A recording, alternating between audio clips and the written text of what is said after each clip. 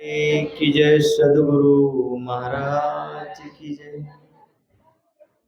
चर्चा प्रारंभ होत है, सुनो साथ चित दे।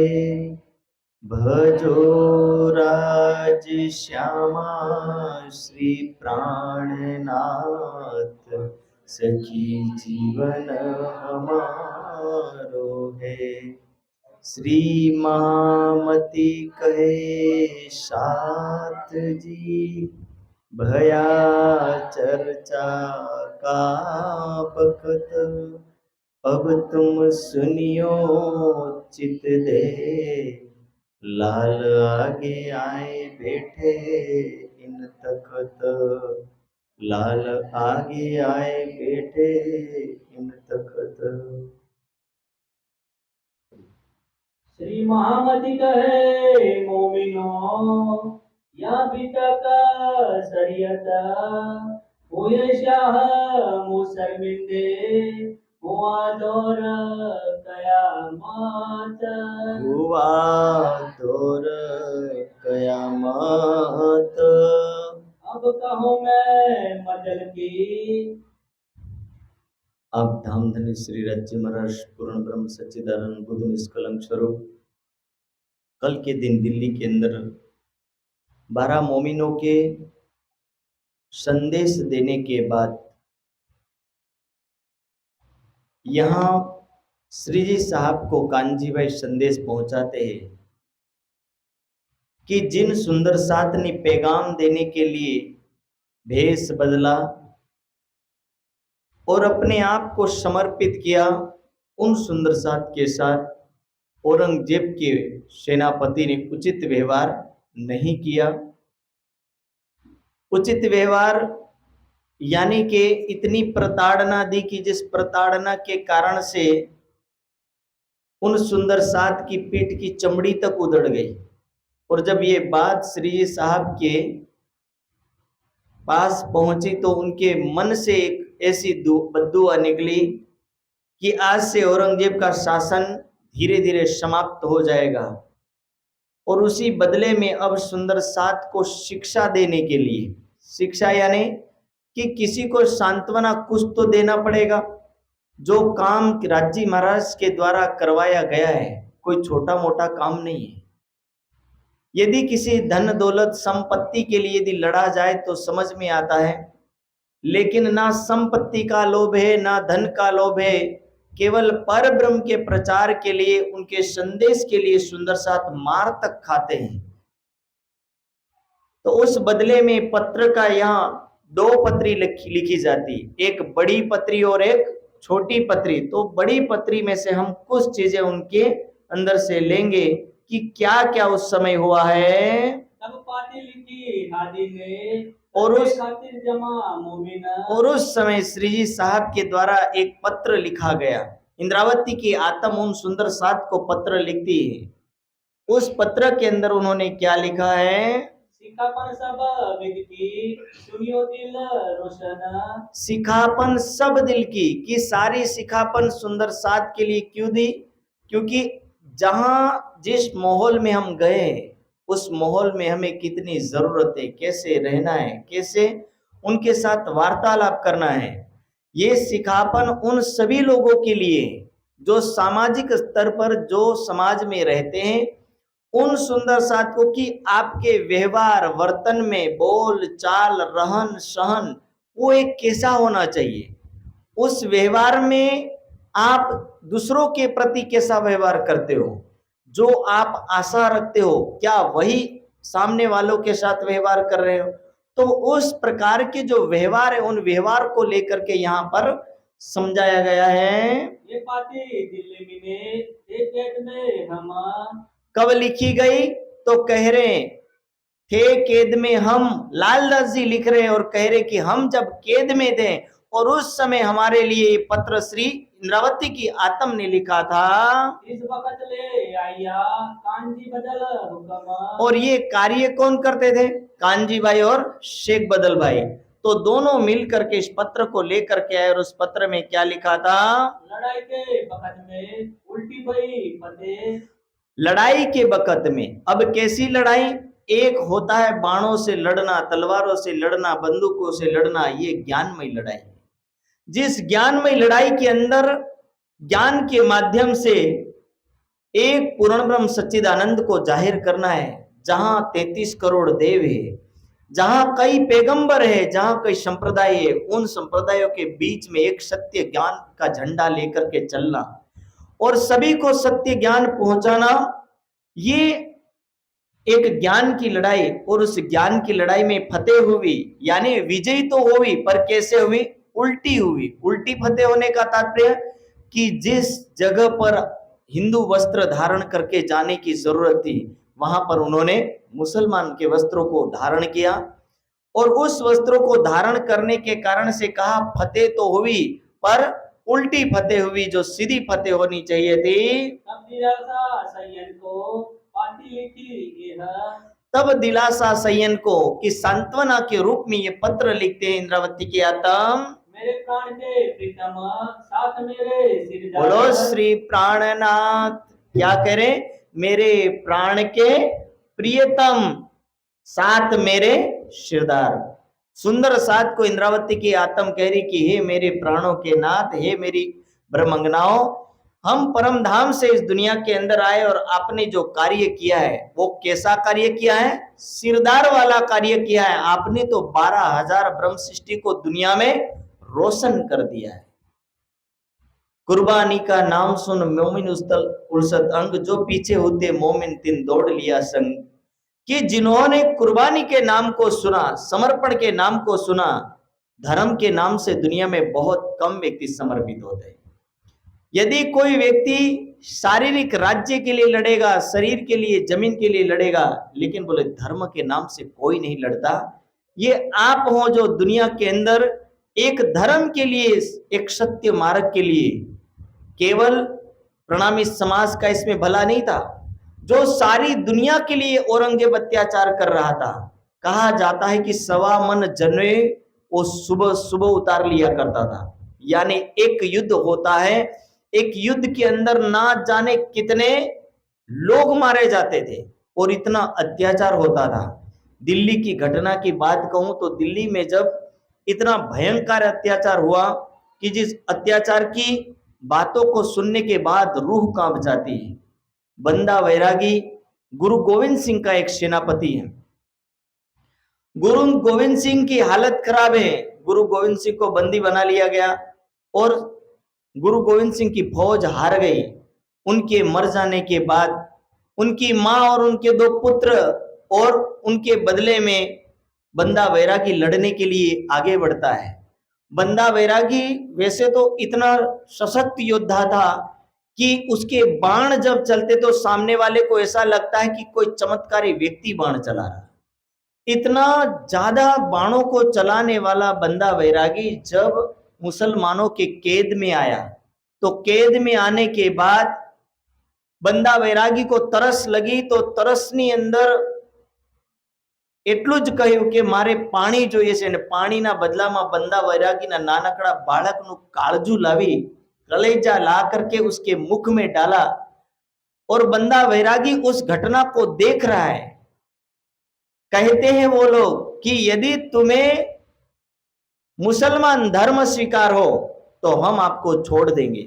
बंदा वैरागी कहता है कि हे बादशाह, यदि मेरा जीवन इस धर्म के लिए कुर्बान करना पड़े तो मैं कर दूंगा, लेकिन मैं मेरे धर्म से आस्था नहीं हटाऊंगा। और आस्था ना हटाने के कारण से बंदा वैरागी को दिल्ली के दरबार के अंदर कहा जाता है कि गरम चिमटे करके उसके एक एक चमड़ी को, बोटी को नोच नोच करके उसके शरीर से निकाला गया। बंदा वैरागी वहां तक रोता तक नहीं है और कहता है कि ये आत्मा मेरी अमर है, इस आत्मा को दुनिया में कोई मार सकता नहीं है। तो ऐसी धर्म के नाम से कुर्बानियां देने वाले इस हिंदू समाज के अंदर अनेक हुए। ये 12 मोमिन भी वही है जिनकी पीठ की चमड़ियां उधेड़ दी, लेकिन 12 मोमिन ओह तक नहीं किए कि आप हमें क्यों मार रहे हो। और इस तरह का अत्याचार रोकने के लिए औरंगजेब को संदेश दिया कि हे औरंगजेब, खुदा के रास्ते पर चलने के लिए मार पीट लड़ाई लफड़ा कभी काम आता नहीं है। ये इस्लाम धर्म है, बोले शांति का मार्ग है, उस शांति के मार्ग के अंदर तुम्हें शांतिपूर्ण व्यवहार करना होगा और धर्म की राह पर आपको पुण्य रूपी कार्य करने होंगे। और इस तरह को संदेश को लेकर के जाने वाले सुंदर साथ उन सुंदर साथ को कह रहे कि आपने केवल प्रणामी समाज में सिर ऊंचा नहीं किया है, जो दुनिया अत्याचार झेल रही थी, जो भारत देश में अत्याचार हो रहा था, जो आतंक औरंगजेब का था। सोचिए कि जो अपने पिता को स्वयं जहर की मालिश करवा के मरवा देता हो, दारा सिक्का जो उनका बड़ा भाई था, उस बड़े भाई को दिल्ली की गलियों में घिसटवा करके मरवा देता हो, उस औरंगजेब का शासन कितना कड़ा होगा। और उस शासन में उनके ऊपर प्रतिबंध लगा देना, उनको रोकना इस गलत कार्य से, एक आत्मा दूसरी आत्मा को करने से रोक रही है। जबकि आप सोच सकते हो कि उसके अंदर परम धाम की श्रेष्ठ साकुमार की आत्मा विराजमान है, पर जीव इतना क्रूर है कि जीव का स्वभाव आत्मा के स्वभाव को जागृत नहीं होने दे रहा। इसलिए स्वाभाविक है कि मानव जब तक मानव के मूल्यों को नहीं समझेगा, मानवता के मूल्यों को नहीं समझ पाएगा, तब तक मानव मानव नहीं बनेगा। और मानव मानव नहीं बना तो मानव के मूल्यों को नहीं समझ पाएगा और वो आत्मा के रास्ते पर कभी चल सकेगा नहीं। और इंद्रावती की आत्मा उन संदेश के लिए ये पत्र लिखी कि मेरे प्राण के नाथ यानी मेरे प्यारे सुंदर साथ, आत्म के आधार हो। शब्द देखो क्या कह रही है कि आपने जो कार्य किया है, ऐसा लगता है कि आज 12,000 मोमिनों की एक हजार की एक सखी सामने आई और ऐसा लग रहा कि एक हजार के मंडल को संचालित करने वाले एक सुंदर साथ ने जैसे कुर्बानी दी हो। इसलिए आप मेरे आत्म के आधार हो। जीव के जीवन अरे जिसके एक शब्द उच्चारण करने से जैसे जीवन में कोई उमंग आ जाती हो। आपकी कुर्बानी को सुनकर बोले आने वाला जो इतिहास होगा, आने वाले सुंदर साथ होंगे, ये आपकी घटना को सुनकर के ये सोचेंगे कि यदि हमारे समाज में अपने धर्म के नाम से ऐसे कोई कुर्बानी देने वाले सुंदर साथ रहे तो हम क्यों नहीं दे सके। आपके पद चिन्हों पर चलने वाले होंगे। अब क्या करे कि जिसने मान मर्यादा सम्मान सब कुछ छोड़ दिया। धर्म किसको बोलते हैं कि जहां सब छोड़ दिया जाता हो, जहां लाभ हानि फायदा नुकसान मान सम्मान दुख सुख इन सारी अवस्थाओं से परे हो जाए, वही धर्म में स्थित रह सकता है। गीता में लिखा है सुखे दुखे सवै कृत्वा लाभा लाभो जया जयो ततो युद्धाय युजस्व नैवं पापम अवाप्स्यते। कि हे अर्जुन, ये धर्म युद्ध है। इस धर्म युद्ध में लाभ हानि को मत देखो, इसमें मान अपमान को मत देखो, सुख दुख को मत देखो, केवल तू धर्म के नाम से युद्ध लड़। ये 12 मोमिन वही तो है। यहां यदि लाभ हानि देखने का कोई मतलब ही नहीं। यदि लाभ हानि देखते होते तो गादी बना करके 12 मोमिन 12 गादियां बनाते और समाज के अंदर 12 मंदिरों का निर्माण करके बैठे रहते और कहते कि शिष्यों की भीड़ जमाते। पर इनको शिष्यों की भीड़ की जरूरत नहीं थी। उन सुंदर साथ ने तो लाज मर्यादा शर्म मान सम्मान दुख हानि इन सारी चीजों को एक तरफ कर दिया था। इनको केवल धर्म के प्रचार से लेना देना था कि हमारे इस ज्ञान को सारी दुनिया में हम बताएं। और वही एक दिल में इच्छा थी और उस इच्छा को लेकर के निकले थे। इसलिए ऐसा वैराग्य, जो वैराग्य किसी के पास इतना जल्दी नहीं आता हो और आ भी गया तो वैरागी भी व्यक्ति शायद मृत्यु से भयभीत हो जाए। पर ये वो धनी आदमी थे कि इन्होंने एक बार प्रेम रस का प्याला पिया और उस नशे में डूबे। उस नशे में डूबने के बाद वापिस वो लौट के ना आए।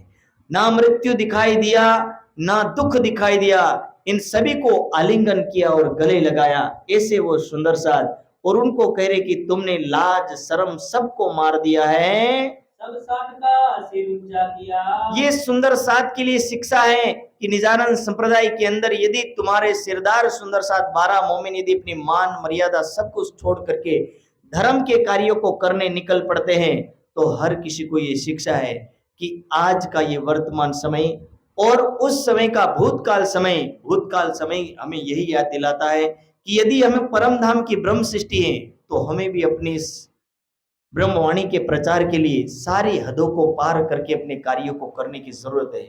ना घरों में बैठने से इस कार्य होगा, ना मंदिरों में बैठने से होगा। जब तक व्यक्ति समाज में उतर करके कार्य नहीं करेगा, तब तक ये वाणी का प्रचार प्रसार कभी होने वाला नहीं। हर किसी के साथ ये कार्य करने की जरूरत है। हर सुंदर साथ इस कार्य को निभाए। आप कहीं भी चले जाइए, राधा स्वामी मत में जाइए, वहां के समाज में एक ड्रेस कोड, एक विचारधारा, मंगलवार रविवार हर समय व्यक्ति इकट्ठा होता है, सत्संग सुनता है, लोगों तक पहुंचाता है। ब्रह्म कुमारी मत को देखिए, एक तरह की विचारधारा, एक तरह की साड़ी, एक तरह के सफेद वस्त्र, हर समाज में जाकर के वो शाम को जाकर के या सुबह जाकर के समाज में प्रचार करते हैं। स्वाध्याय मत में चले जाइए, वहां भी आपको मिलेगा। वो एक ही बात कहते हैं, प्रकाश पानी और पात्रना। पूरे दिन नौकरी करते, धंधा करते, शाम के समय में जाकर के वो घर घर लोगों को संदेश देते हैं कि गीता का संदेश क्या है।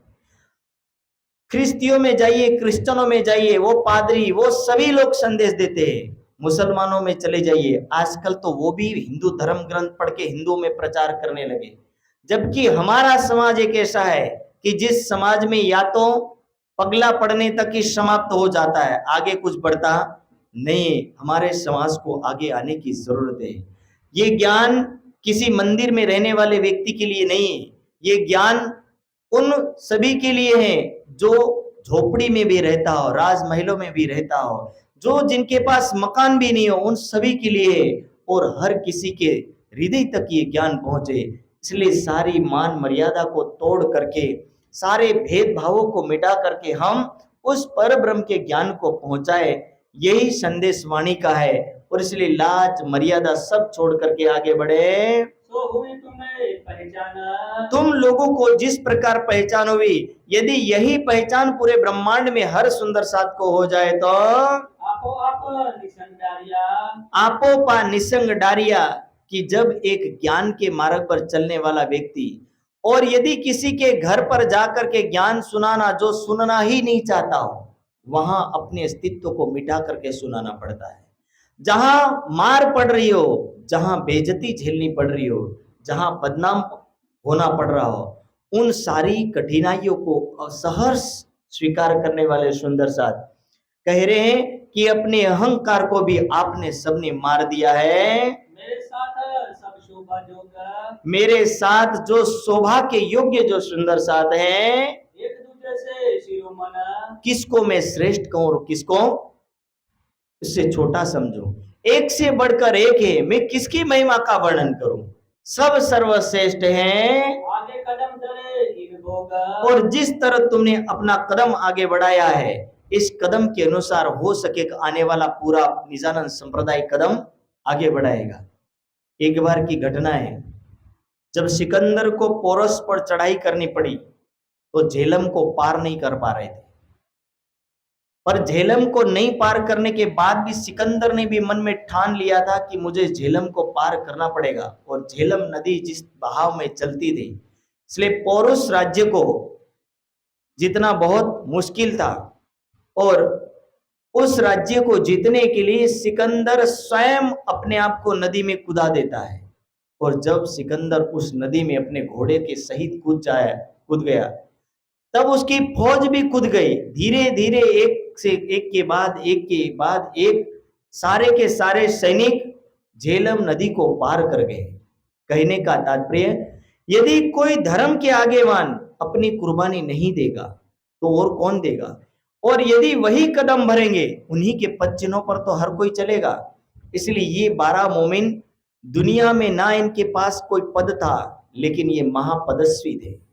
ना उनके पास कोई संस्था थी, लेकिन संस्थाओं से भी बढ़कर इन्होंने कार्य किया। इसलिए ऐसे वो सिरोधार्य और जागनी ब्रह्मांड में सबसे ज्यादा कुर्बानी देने वाले सुंदर साथ है। श्री इंद्रावती की वासना, अब इंद्रावती की आत्म क्या लिख रही है? मैं लिखे प्रणाम कोट कोट, कौन लिख रही है? इंद्रावती की आत्म पहले शब्द लिखी सुंदर साथ के लिए, और अब कह रही कि हे मेरे सिरदार सुंदर साथ, मैं आपके लिए कोटान कोट प्रणाम करती हूं। अभिदारियो तिरको ये मेरे प्रणाम को तुम आप स्वीकार करना, लीजो धनी की ओट और ये धनी के सहारे रह करके आप इस कार्य को करना।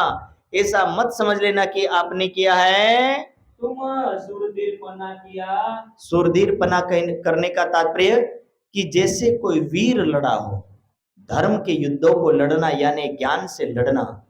एक शब्द ज्ञान के शब्दों से शेख निजाम को बोलती बंद करवा देते हैं, वहां अपने ज्ञान के बाणों से सबको घायल करते हैं और कह रहे हैं कि तुमने सूरवीर वाला काम किया है, आपने ज्ञान के माध्यम से ज्ञान के वीर हो तुम। सो तुम जिन जानो किया हम बोलो श्री प्राणनाथ। क्या कह रहे हैं? सो तुम जानो जिन हम किया, कि ऐसा मत समझ लेना कि ये कार्य आपने किया, ये कार्य राज्य के अलावा कोई कर सकता नहीं है। धनी जगाए जागी, कि परमात्मा के अलावा और कोई कार्य नहीं कर सकता, लेकिन माध्यम सुंदर साध है। और इसीलिए जागनी ब्रह्मांड में जो कुर्बानी का जो उदाहरण प्रस्तुत किया, वो इन सुंदर साध के माध्यम से किया। इसलिए जब भी जागने का प्रसंग आता है तो किसी को ये श्रेय कभी नहीं लेना चाहिए कि मैं जागनी करता हूं। जागनी का कार्य तो स्वयं परमात्मा करते हैं, हम तो केवल उसके माध्यम है।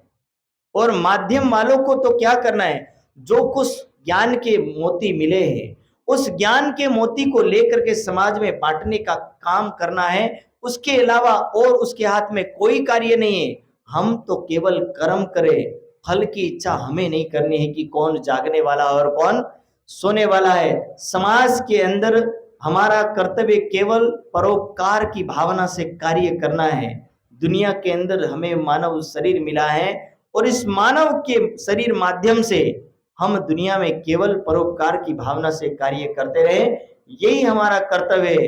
दुनिया में यदि झाड़ गाय ये सारे यदि परोपकार के कार्य कर सकते तो हम मानव क्यों नहीं कर सकते। भर्तृहरि बहुत अच्छे शब्दों में कहते हैं, परोपकारार्थम फलंति वृक्षा, कि परोपकार के लिए वृक्ष फल को फलते हैं। परोपकारार्थ वहंति नद्य, और परोपकार के लिए नदी अपना जल समाज को प्रस्तुत करती है। परोपकारार्थम दुहंती गावा, और सारे समाज को बोले गायें परोपकार के लिए दूध देती है।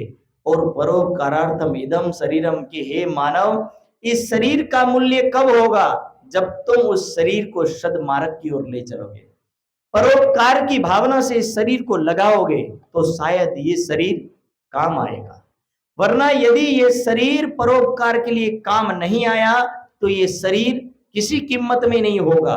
इसकी शरीर की कोई कीमत नहीं रहने वाली है। सारी दुनिया जब तक रहेगी तब तक तो हर कोई अच्छा कहता है, लेकिन मरने के बाद मानव की कोई कीमत नहीं होती। आप सोचिए, झाड़ को काटने के बाद झाड़ की लकड़ी काम आती है, लकड़ी को जलाने के बाद उसकी रखोड़ी तक काम आती है।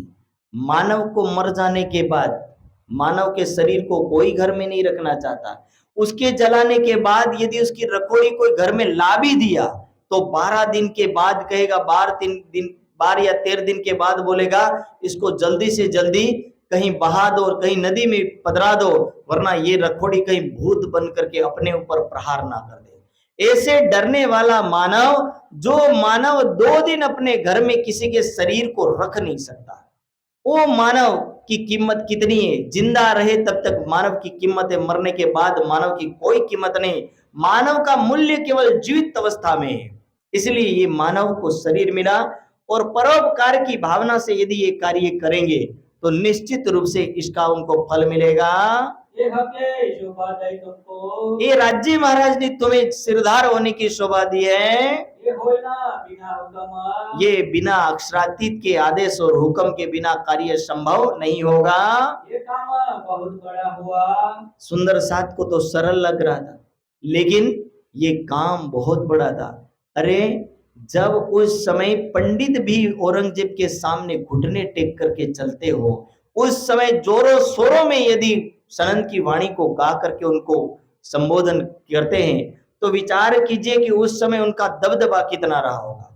कहते हैं कि शाहजहां के समय में गर्दन ऊंची करने की किसी की ताकत नहीं थी, अकबर के समय में किसी की ताकत नहीं थी, पर औरंगजेब के सामने भी किसी की ताकत नहीं थी। पर ये सुंदर साध जो मोमिन है, परम धाम के एक आशिक हैं, जिनको ना किसी मृत्यु का भय ना किसी मार का डर, उन लोगों ने सिर ऊंचा करके परम धाम की बातों को सुनाया।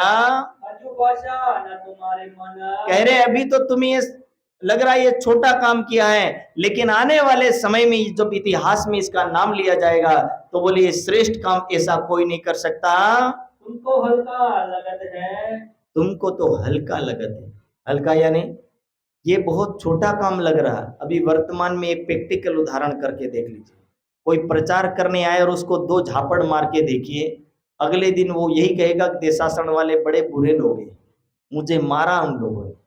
वो मार कभी खा सकता नहीं है। पर क्या कह रहे हैं कि ये आपको बहुत छोटा लग रहा है, आने वाले समय में प्रचारक एक शब्द नहीं सुनेगा, और तुम तो बोले इतनी मार तक खाए हो। ये कोई छोटा मोटा कार्य नहीं है, ये बात बड़ी है मोमिना। ये बात बड़ी है मोमिन। हे सुंदर साथ, ये सुंदर साथ के बीच में श्रेष्ठ बात है। इतने दिन इन जहान में इतने समय तक इस संसार के अंदर बहुत डरते लेते नाम। अरे औरंगजेब का नाम लेते लोगों की रूह कांप जाती थी, पर आपने क्या किया है? हमको गर्दन मारेगा। लोग तो ये कहते थे कि उस शासन में जाना यानी गर्दन कट जाएगा। लेते नाम इमाम। और साथ में यदि कोई हिंदू में से कोई इमाम का नाम ले ले, कोई मोहम्मद को नाम ले ले, तो बोले हिंदू भी उनके गले काट देते थे। ऐसे समय में तुमने संदेश दिया है। दृष्ट दज्जाल की बाहिर। बोलो श्री प्राणनाथ, दृष्टि दज्जाल की बाहर। कैसा? दज्जाल यानी धर्म के बीच में जितनी बाधाएं खड़ी करने वाला है उनको क्या बोला? दज्जाल। तो दृष्टि दज्जाल की बाहरी दृष्टि। बाहरी दृष्टि का मतलब कि उसको अंदर के ज्ञान की, अंदर के स्वरूप की पहचान हो पाएगा नहीं। ये किसको देखेंगे? बाहर के शरीर को। बाहरी शरीर को देखने की वजह से वो बोले अंदर की चीजों को नहीं पहचान पाएगा। इसके अंदर एक प्रसंग आता है वाणी में कि जब अजाजिल को सिजदा बजाने के लिए बोला कि हे अजाजिल, तो आदम के ऊपर सिजदा बजा, तो अजाजिल ने आदम के ऊपर सिजदा बजाने से मना कर दिया। क्यों मना किया? क्योंकि अजाजिल को लगा कि मैंने जिनको बनाया है उनको मैं सिजदा कैसे बजाऊं। यानी कहने का तात्पर्य है कि इस दुनिया के अंदर जब परमात्मा आएंगे तो किस में आएंगे? एक मानव शरीर में लीला करेंगे, और मानव शरीर में लीला करने के कारण से उस समय सारी दुनिया को ज्ञान तो यही कहेगा कि यही पूर्ण ब्रह्म सच्चिदानंद है, लेकिन लोग शरीर दृष्टि होंगे, यानी वो शरीर की पहचान करेंगे पर अंदर बैठी शक्ति की पहचान नहीं करेंगे। जैसे अजाजिल को लगा कि मैंने आदम को बनाया है और मेरा बनाया हुआ बंदा मेरे से श्रेष्ठ कैसे हो सकता है, इसी तरह दुनिया के अंदर कोई राजा होगा, वो ये कहेगा कि मेरे से बढ़कर दुनिया में कोई नहीं, मेरे से तो सारे निकृष्ट हैं, तो अपने से नीचे किसी भी व्यक्ति को नमन करने को तैयार होगा नहीं। पर ये आखिरी समय है, और आखिरी समय के अंदर बोले ये अजाजिल वाली दृष्टि, और इस दृष्टि के कारण से, इस नजरिए से बोले तुम्हें अंदर की पहचान कोई नहीं कर पाएगा। तुम ऊपर उतरा असराफील। ये असराफील की लीला है कि इसराफील के कारण से बोले तुम्हारे ऊपर कौन किसकी शक्ति आई? असराफील और जब्राइल तुम्हारे माध्यम से कार्य कर रहे हैं।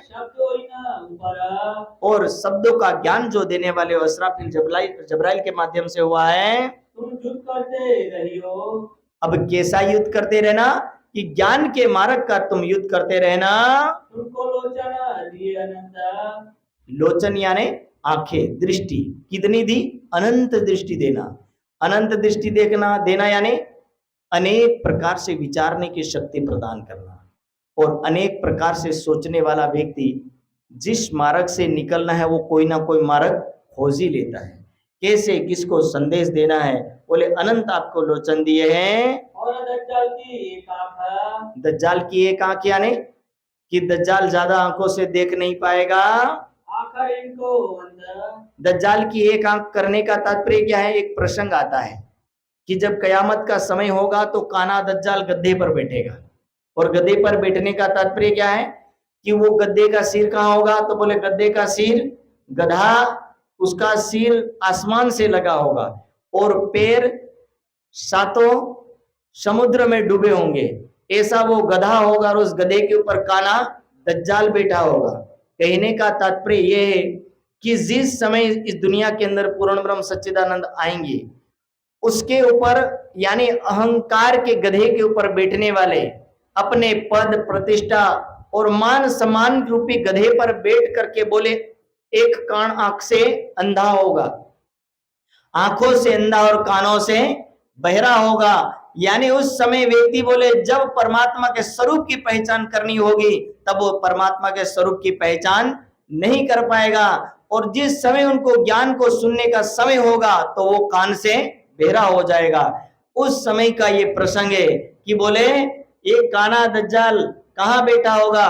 तो बोले गधे पर बैठा होगा। यानी ऐसी कंडीशन आ जाए कि स्वयं इमाम महदी प्रकट हो गए हो, स्वयं बुद्ध निष्कलंक स्वरूप प्रकट हो गए हो, और दुनिया वालों ने कहा कि हम मान तो रहे लेकिन स्वीकार कर सकते नहीं है, तो समझ लेना कि ये काना दज्जाल गधे पर बैठा है। पहले इनके रुचिता बोलो श्री प्राणनाथ। क्या कह रहे? पहले इनका रुचता, रुचता यानी उनको जैसा लगे वैसा तुम बोलियो जुबान, तुम बोलियो जुबान। मैंने पहले दिन कहा था प्रियम बुरियात सत्यम बुरियात, ना बुरियात अप्रियम, कि प्रिय बोलो पर कैसा बोलो? सत्य बोलो। किसी को आपके शब्दों से पीड़ा हो ऐसा शब्द बिल्कुल प्रयोग मत करो। हाँ, होता है कभी कभी हमारी जबान है कि जिसमें फिसल जाती है, शब्द निकल जाते हैं, लेकिन कोशिश उतनी करनी चाहिए कि आप किसी के साथ प्रेम पूर्वक व्यवहार करो। और रुचता बोलने का कारण है कि यदि आप किसी को सीधे शब्दों की चोट पहुंचाओगे तो वो कभी आपके पास आएगा। अब किसी अंधे को बोलो कि भाई काने भाई इधर आओ, तो उसको कैसा लगेगा? उसको बेकार लगेगा। उसको ये बोलना पड़ेगा कि भाई आपकी जो परिस्थिति है, इस परिस्थिति के अनुसार मैं आपको अपनी तरफ बुलाना चाहता हूं, लेकिन आप थोड़ा कोशिश करें तो मेरी तरफ आइए। ये एक शब्द होता है जिस शब्दों के माध्यम से आप उनको सरलता से भी पूछ सकते हो कि ये कब से ऐसी परिस्थिति है कि आपको नहीं दिख रहा है। तो ये एक प्रेम पूर्वक व्यवहार है, जिस व्यवहार के माध्यम से हम किसी के दिल में अपनी जगह बना सकते हैं। कटु शब्द, और कटु शब्द कभी कभी बहुत भारी पड़ते हैं, इसीलिए कह रहे हैं कि उनका रुचता बोलना, यानी आप उनके साथ प्रेम पूर्वक व्यवहार करना। इनके होए इन्हें बस करो, इनके होए इन्हीं बस करो। हो सकता है दुनिया में सारे लोग आपके ज्ञान से प्रभावित नहीं होते, ये बात ध्यान रखना कि सभी लोग ज्ञान से प्रभावित नहीं होते हैं और सभी लोग आपके बोलने से भी प्रभावित नहीं होते। कभी कभी व्यक्ति का व्यवहार भी प्रभाव डालता है, कभी कभी व्यक्ति उसकी जीवन शैली को देख करके भी प्रभावित होता है। बहुत लोग ऐसे होते हैं कि धर्म के ज्ञान को केवल देखा देखी में स्वीकार करते हैं। एक बात बताता हूं, जब धर्म के ज्ञान को कोई नहीं समझ पाया तब मनुस्मृति में लिखा है कि बोले जिस व्यक्ति को वेद का ज्ञान समझ में ना आया, और वहां कह रहे कि धर्म के लक्षणों को कैसे जाने, तो कह रहे वेद स्मृति सदाचार स्वस्य प्रियात्मन।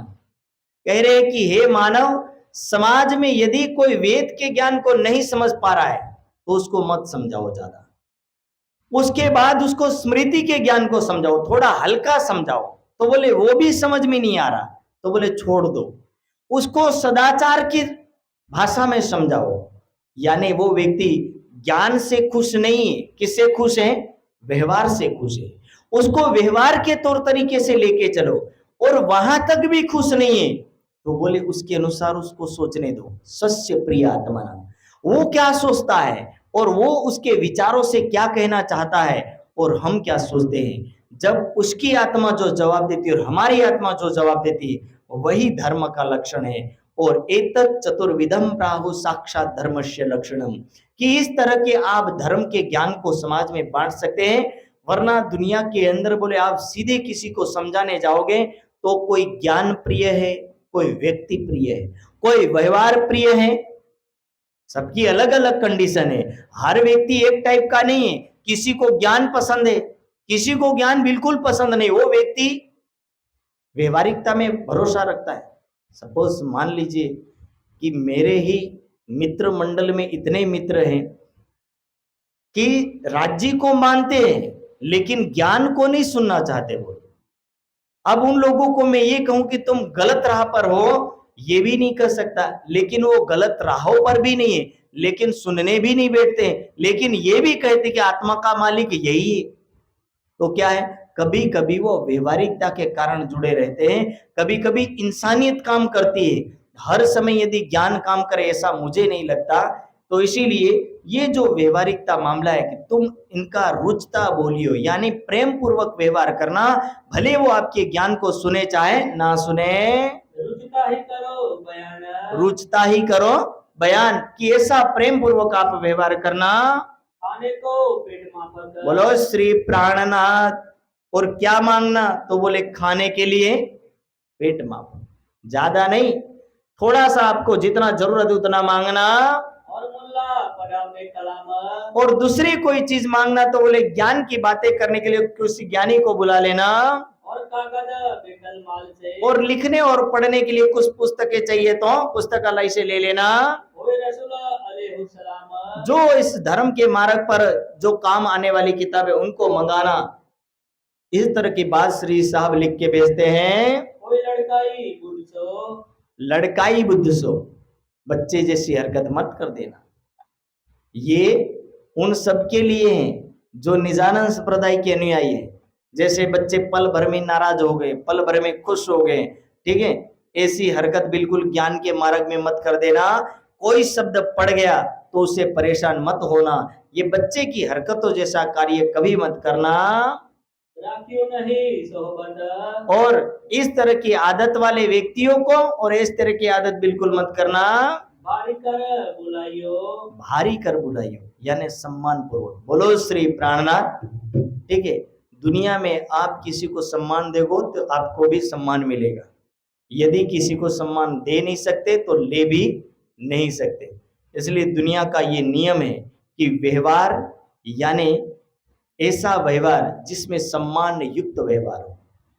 तू तारी मारी पर उतर जाना, ये कोई व्यवहार नहीं है। कई बार व्यक्ति इसी कंडीशन में रहता है और फिर सामने वाले का भी वही व्यवहार आता है। इसलिए व्यवहार में क्या है, भारी पड़ता है। इसलिए सीधी राह यही कहती है कि हम लोगों को व्यवहार की राहों पर चल करके अपने सही मार्ग पर चलने की जरूरत है। जो बुलाओ अपने लड़के को, अब क्या कह रहे हैं कि जैसे आप अपने बच्चे को प्रिय भावों से बुलाते हो, जैसे उसके साथ आप प्रेम भाव रखते हो, वैसे उनके साथ व्यवहार करना। ये जवाब करो तुम, और इस तरह का जवाब आपको यानी व्यवहार करना है। तो सवाब तुम ले दो, सो सवाब तुम ले तो, इस तरह का आपको कर्तव्य करना है। तो फर्ज सुनावे हम, और तब हम आपको बता दें कि क्या करना है।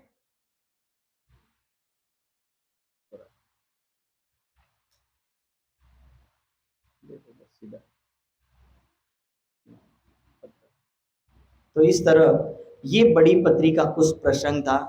वैसे तो बड़ी पत्री 2-3 दिन में चलने वाला एक विभाग है, छोटी पत्री बड़ी पत्री। तो उस सारे प्रसंगों के अंदर व्यवहारिकता का ज्ञान है, यथा योग्य व्यवहार। आप हर किसी के साथ आत्मा भावों से चलिए, किसी की निंदा किसी की चुगली वगैरह मत करिए। ये सारा प्रसंग उस पत्री में लिखते हैं। फिर लिखते हैं दूसरी पत्री के अंदर कि यदि आप कहो तो मैं जागने के कार्य के लिए आगे बढ़ूं। तब सुंदर साथ संदेश में भिजवाते हैं कि आप एक जगह कब तक रुकेंगे, इससे तो हमारा जागने का कार्य रुक जाएगा।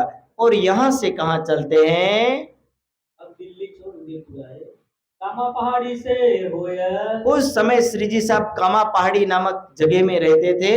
उस जगह से कहां आए, सीधे आमेर आ गए। दिन एक दोए रह के, उस समय आमेर पहुंचे, आमेर के राजा को संदेश देने की कोशिश की, पर यहाँ का राजा बिल्कुल अय्याशी टाइप का था, बिल्कुल मदिरा पान करने वाला राजा था।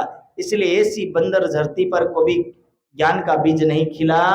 पीछे आए सांगानेर, और फिर वहां से वो सांगानेर पधारे। हे मुकुंदास उदयपुर, और ये बात मुकुंदास जी ने सुनी, तो मुकुंदास जी कहाँ जाते हैं? वहां से आए सांगानेर, मुकुंदास जी सांगानेर पहुंचे, यहाँ चर्चा करने लगे, फिर वहां से वो चर्चा करने लगे सुना सोर लड़ाई का जोर, और जो लड़ाई हुई उसके बारे में सुना। तब वहां से चले, और वहां से चल करके अब कहाँ आते हैं? आए पहुंचे आमेर, फिर वो वापस सांगानेर से मुकुंदास जी आमेर पहुंचते। और उस समय श्रीजी साहब कहाँ थे? वहां श्री साहब की खबर सुनी, और उस समय श्रीजी साहब के बारे में सुने तब, फिर आए सांगानेर, और श्रीजी साहब के बारे में सुन करके फिर वो सांगानेर आए।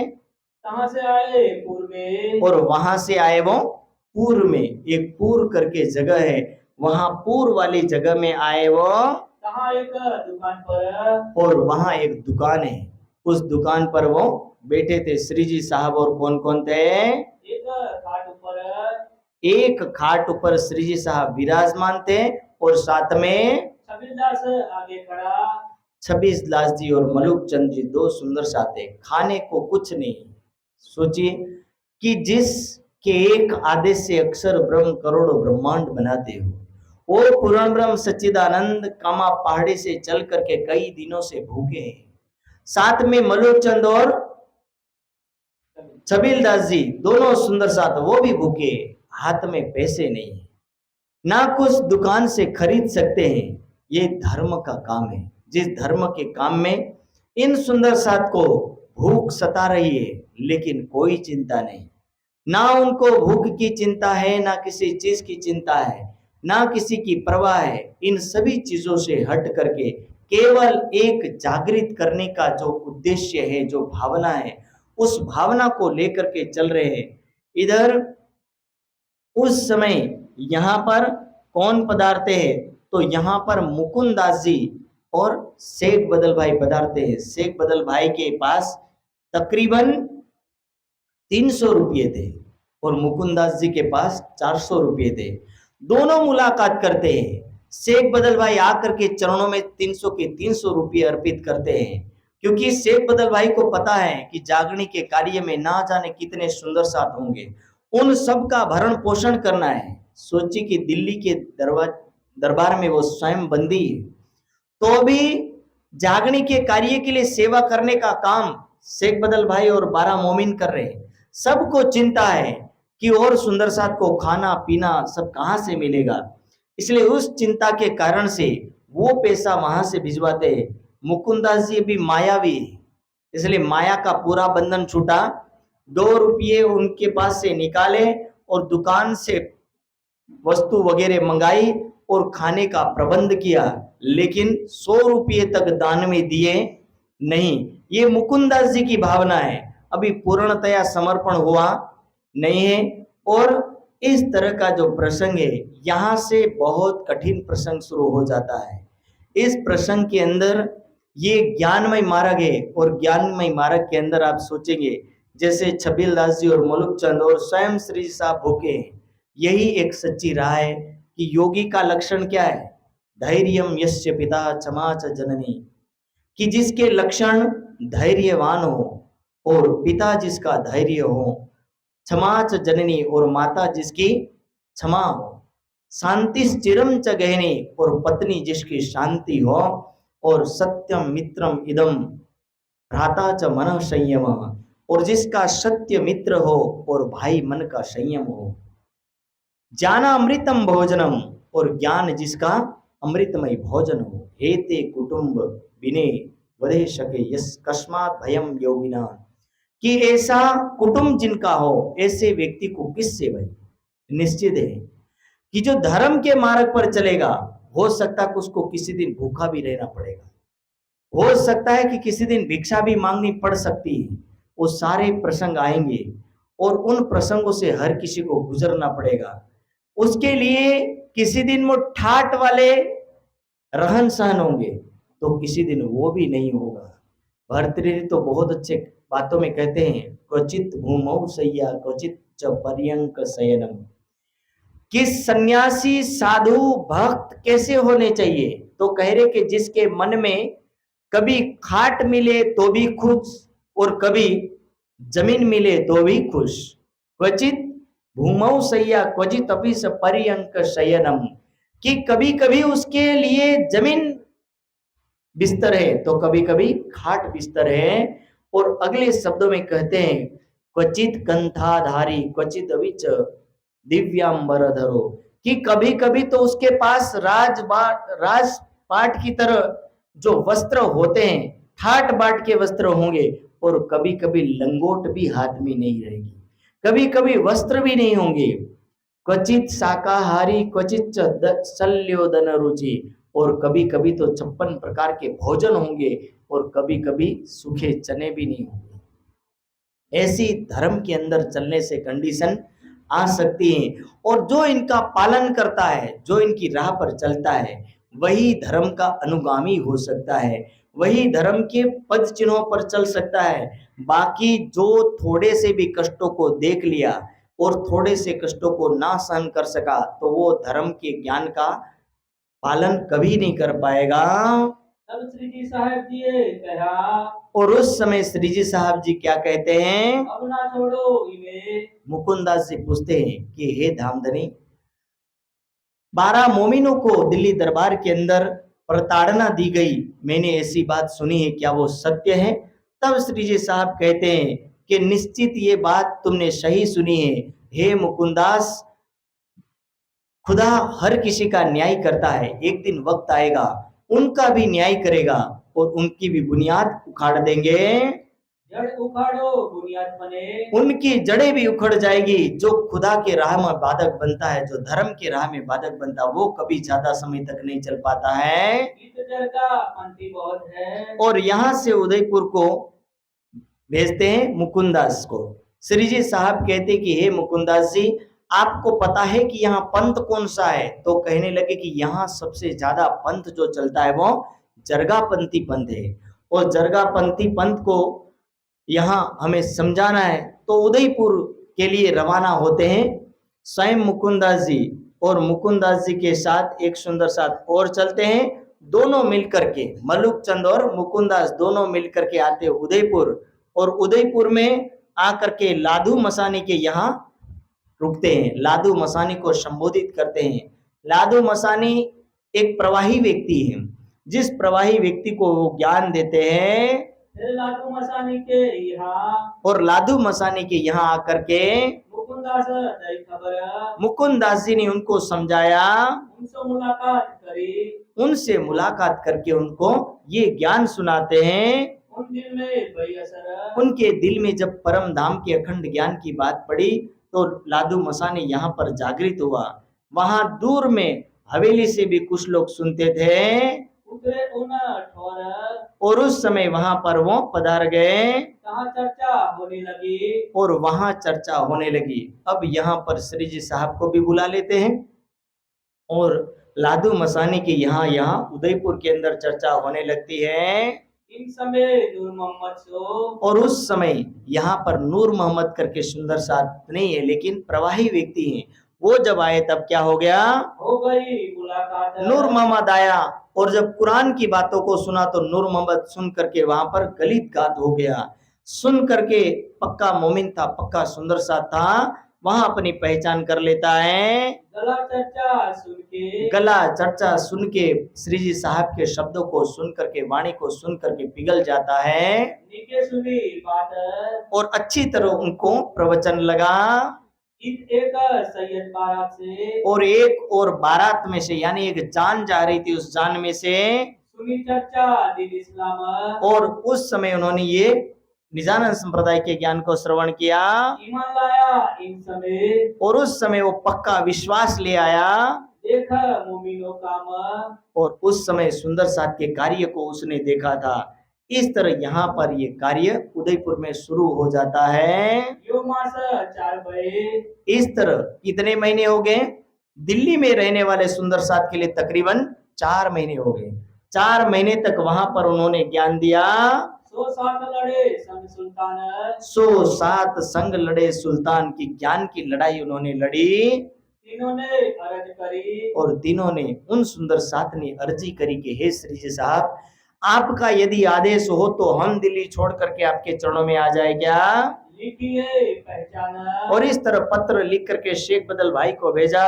शेख बदल भाई आए और इस पत्र का संदेश लेकर के वापस गए। तब पाती लिखी उन पर, और उस समय पाती लेकर के वो वापस लौट गए। जाए शेख इस्लाम पे, और जब पत्र लेकर के गए तो सब सुंदर साथ शेख इस्लाम से जाकर के मुलाकात किए हमको रजा देव तुम, और उनसे जाकर के कहा कि आप हमें अब छुट्टी दे दीजिए, अब हम जाना चाहते हैं। तब काजी ने कहा, उस समय उस काजी ने क्या कही बात कि हम आपको छुट्टी अवश्य दिलाएंगे। और छुट्टी दिलाने के लिए बादशाह से मुलाकात करके पूछते हैं और पूछ करके कहते हैं कि ये जाना चाहते जो धर्म के संदेश को लेकर के आपके दरवाजे पर आए थे, आखिरुल जमाम इमाम मेहदी का संदेश लेकर के आए थे, वो दिन आशिक के मोमिन अब जाना चाहते। तब 3 दिन के बाद उनको रजा देते। औरंगजेब बादशाह स्वयं उनसे मुलाकात करने के लिए आता है। मुलाकात करके अपने एक व्यक्ति को कहता है कि इनको जाने के लिए 100 रुपया दे दीजिए। 100 रुपया दिलवाता है रास्ते के लिए और 100 रुपया दे करके इनको सम्मान सहित विदाई देता है। जब उनको पता चल गया तो उस दिन से औरंगजेब का व्यवहार भी बदल गया। जब नहीं पता था तब औरंगजेब का व्यवहार भी कुछ अलग था। और इस तरह यहां से छुट्टी लेकर के ये सुंदर साथ सीधे उदयपुर आते हैं। आए पहुंचे उदयपुर, और आकर के उदयपुर में कहा किससे मिलते हैं। मुलाकात करी श्री राज, बोलो श्री प्राणनाथ। आए पहुंचे उदयपुर, मुलाकात श्री राज श्री जी साहब के साथ मुलाकात करी। भेष बदल शामिल भये, कैसा भेष बदला। जो मुसलमान वाला भेष था वो उतारा और हिंदू वाले भेष को बदल करके ये शामिल हो गए भरे इस्लाम के काज, और यहाँ जो काम जो किया था, जिसके लिए भेष धारण किया, इसलिए वो भेष अब उतार दिया था। रानी ने ये बात सुनी, इधर जब ये सुंदर साथ आ गए, वहां कुरान भी पढ़ा जा रहा था, पुराण भी बड़े पढ़े जा रहे थे, भागवत गीता रामायण वेद इन सभी को पढ़ा जा रहा था। कुछ हिंदू भाई कहने लगे बहुत श्रेष्ठ व्यक्ति है, कुछ कहने लगे ये बिल्कुल खराब बाबा है, फिर कुछ लोग कहने लगे ये हिंदू है, कुछ लोग कहने लगे ये मुसलमान है। इस तरह की वहां बातें होने लगी। कोई कहे कुरान पढ़त है, क्या कह रहे, कोई कहे ये कुरान पढ़ते हैं, कोई कहे पढ़त वेद, कोई कह रहा कि वेद पढ़ता, कोई कहता कुरान पढ़ते हैं। इन बात राणे आगे, इस तरह राणा के आगे कोई कहता कि बड़े हैं, कोई कहता नहीं है। इस तरह की जो अनेक प्रकार की बातें राणा राज सिंह के आगे होने लगी। राणा राज सिंह यही समझ नहीं पा रहा था कि सही है या गलत है। हम उनको मुसलमान समझे, हिंदू समझे, श्रेष्ठ साधु समझे, निकृष्ट समझे, क्या समझे। राणे पंडित भेज दिया, अब राजा को नहीं कुछ स्मारक दिखाई दिया तो राजा ने सोचा कि क्यों ना पंडित को भेज देता हूं। और एक पंडित नहीं, जितने पंडित वहां राज्य में थे, कर्मकांडी थे, वो सारे पंडितों को कहे कि तुम जाकर के जरा देख के आओ वहाँ कैसे चर्चा होत है। क्या कहा कि वहां ज्ञान सुनना तुम कि वहां चर्चा कैसी होती है। और वो चर्चा सुनने के लिए उनको भेजा। सुनाओ सारी हम, और आ करके हमें बताना कि वहां क्या क्या बातें होती हैं। और 40 प्रश्न भागवत के। और इधर ये पंडित आए, पंडित आ गए तो श्री जी साहब ने देखा कि महापंडित है, राजा के पंडित हैं। उस समय वैसे तो राज पद पर जो स्थापित होने वाले मंत्री होते थे वो बड़े ज्ञानी हुआ करते थे, लेकिन कलयुग के मंत्री इतने ज्ञानी नहीं थे। ये कर्मकांडी ब्राह्मण रह गए थे।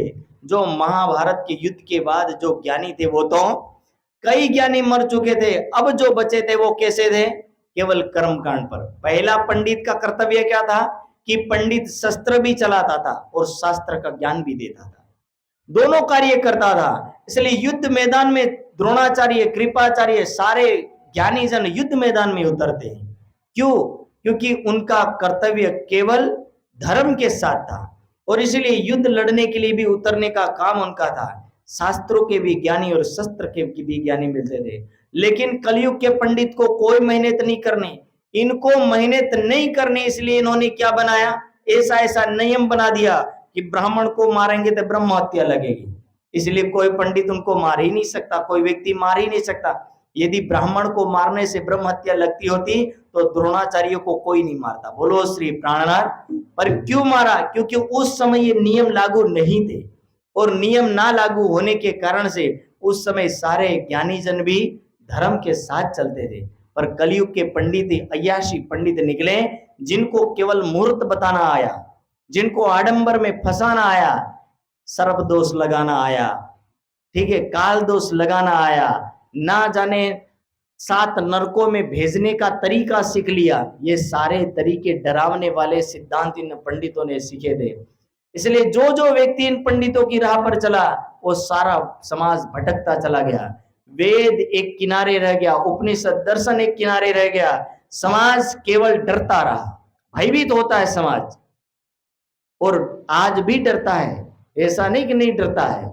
यदि किसी ने कह दिया, मुहूर्त निकलवाने गया और कह दिया कि तुम्हारा बेटा मांगलिक है, तो हमारा वाला शादी करवाने को ही तैयार नहीं हो, उसको किसी बकरी से शादी करवाता है, किसी मुर्गी से शादी करवाता है, लड़की निकली तो बकरे या मुर्गे या बड़द से शादी करवाता है। कैसे कैसे प्रसंग आते हैं, जबकि हिंदू समाज में कह रहे मंगल और मांगलिक दोनों ही शुभ प्रसंग है, ठीक है, मंगल और मांगलिक दोनों शुभ प्रसंग बताए जाते हैं।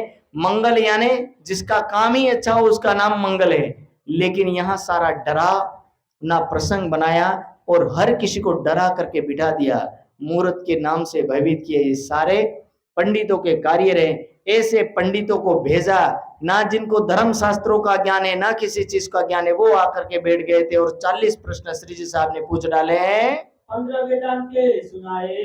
अरे जिनको वेदांत का ज्ञान तक नहीं था उनको 15 प्रश्न वेदांत के पूछे और 40 वेद के पूछे, अरे भागवत के पूछे।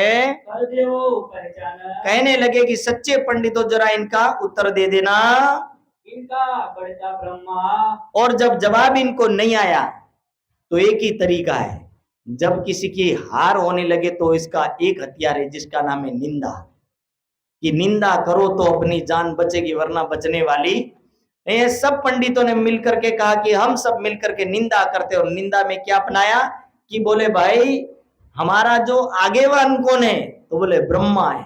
और ब्रह्मा ने क्या किया था कि जब ब्रह्मा को पता चला कि गर्भ में विष्णु भगवान आने वाले थे, उस समय पता चल गया था कि इस दुनिया के अंदर पूर्ण ब्रह्म सच्चिदानंद आने वाले। ये पता होने के बाद भी ब्रह्मा ने गर्भ में पहचान लिया था, पर गर्भ में पहचानने के बाद जब गोकुल में और ब्रज में श्री राज्य महाराज का आगमन हुआ, पर ब्रह्म का आगमन हुआ, तो ब्रह्मा को नारद ने कहा कि हे ब्रह्मा तुम जाओ और जाकर के पर ब्रह्म के चरणों में प्रणाम और उनसे मुलाकात करो।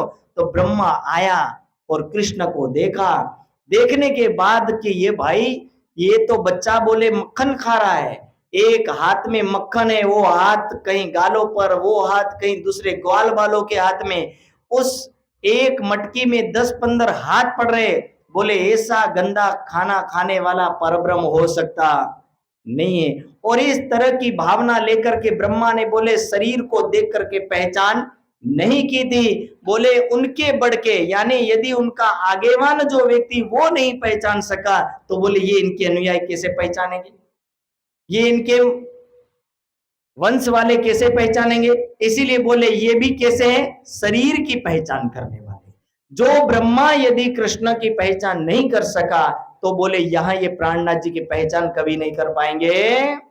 जब गर्भ स्तुति करी। क्या कह रहे हैं, गर्भ में स्तुति करी पर बाहर निकला तब नहीं माना। फिर परीक्षा आया देखने। और क्या किया, तो आया बोले परीक्षा ले लिया। परीक्षा में क्या, गाय बंद कर दी, ग्वाल वाले बंद कर दिए, गुफा में ले जाकर के रख दिए। और उनके रख देने के बाद कृष्ण ने नई गाय नए ग्वाल वाले सब नए बनाए और फिर वहां वैसी लीला दिखाए। तब पता चला कि ये तो कोई पार की शक्ति हो सकती, बाकी नए वृंदावन को बनाना और पूरी गाय नया बनाना ये किसी के बस की बात नहीं है। भृगु बढ़ता इनका।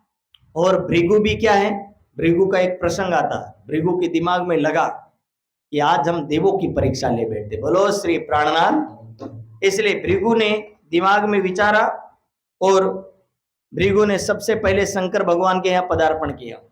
शंकर भगवान बैठे थे, वहां जाके धड़ाम जाकर के बैठा और हुड़दंग मचाने लगा। तब शंकर भगवान त्रिशूल लेकर के पीछे पड़ गया। तो शंकर भगवान के पीछे पड़ने के बाद क्या कहा, ये तमोगुणी, बोले ये श्रेष्ठ हो सकता। फिर ब्रह्मा के पास गया तो ब्रह्मा के वहां जाकर के भी उल्टी सीधी हरकत करने लगा। जब वहां हरकत करने लगा तो ब्रह्मा पीछे पड़े, तो ब्रह्मा के पीछे पड़ने से वहां से भृगु भागा। फिर आकर के कहा, फिर वो सीधा विष्णु भगवान के पास आया और लात मारी छाती भगवान। विष्णु भगवान जब खाट पे आराम से लेटे हुए थे, लेटे हुए विष्णु भगवान की छाती में जोर से आकर के लात मारी। और लात मारने के बाद विष्णु भगवान उठे और कहने लगे कि हे ऋषिवर, तुम्हारे चरण में दर्द तो नहीं हुआ, क्योंकि मेरी छाती तो कठोर है।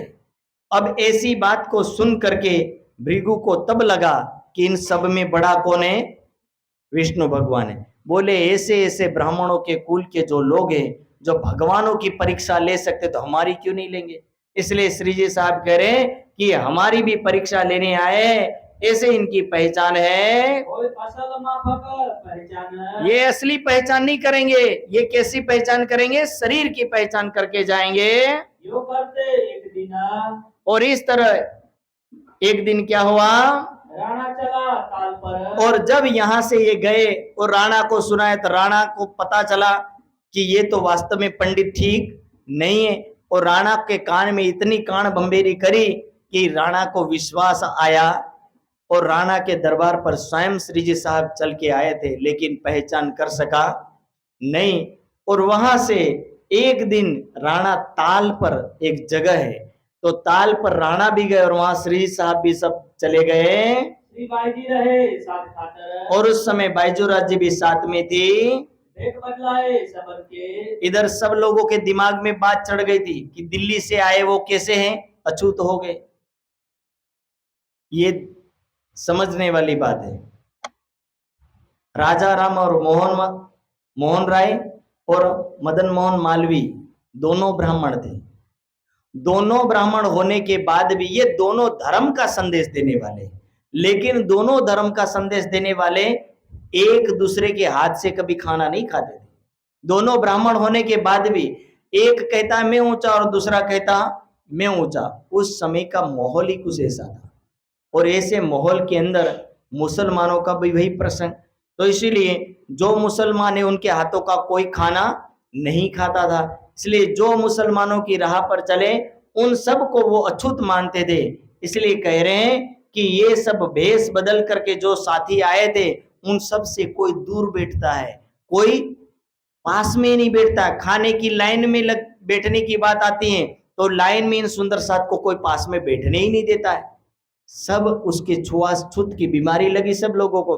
और छुआछूत के कारण से हर व्यक्ति अपने आप को श्रेष्ठ घोषित करके बैठा था। श्री जी साहब समझ गए कि यदि यही चलता रहा तो निजानंद संप्रदाय में भी छुआछूत शुरू हो जाएगा। श्री जी साहब ने ताल पर ले जाकर के सबको क्या किया, सबको बुला करके भेग बदलवाया। और भेग बदलवाने के बाद क्या पहनाया, श्रवणी पहनाई कानन। और सबको कानों में श्रवणी वगैरह धारण करवाया।